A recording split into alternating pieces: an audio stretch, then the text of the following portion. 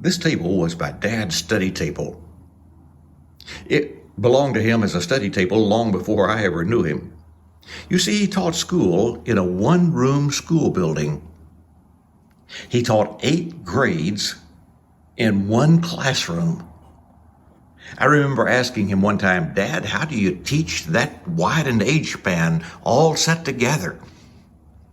He said, "You teach the older ones a lesson, and then you turn and have them teach it to the younger ones.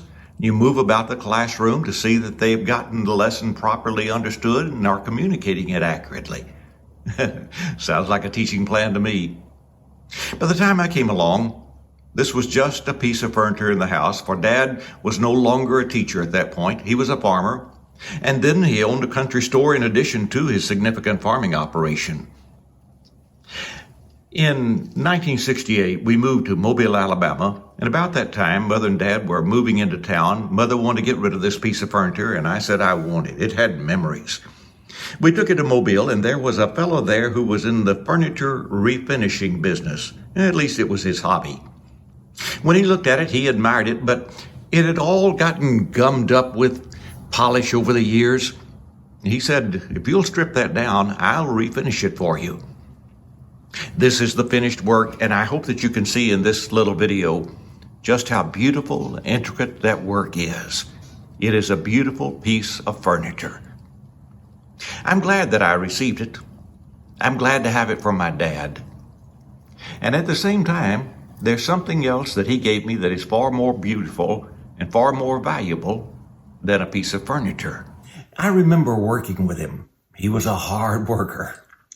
And more than the physical work, I remember our talks. Maybe we would simply be in the truck moving from one farm to another, or maybe sitting under a tractor shed, watching it rain and talking, or in the country store, talking. Much of our talk focused on Scripture. He was quite the Bible student. He was a fine teacher. I remember sitting in his classes, not only in that little country church, but in other churches. It seems that he was a popular teacher. I remember sitting at the dining room table with him and preparing sermons. I started preaching when I was a senior in high school, and he pretty much wrote some of those early sermons. I remember his faith.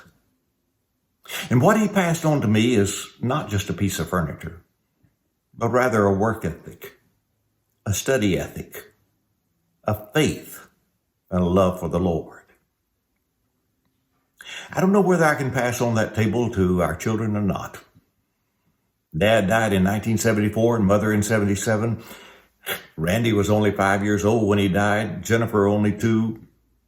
Chet wasn't even born. Would they want that piece of furniture? Well, it might remind them of being in our home. It would have to fit their decor. It wouldn't have quite the same memories as I have.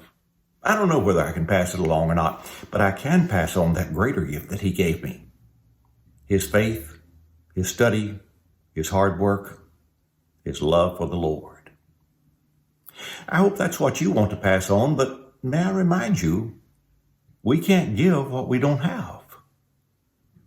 It's essential that we develop these characteristics that we want to pass on to our children and manifest them day after day while the children are still at home.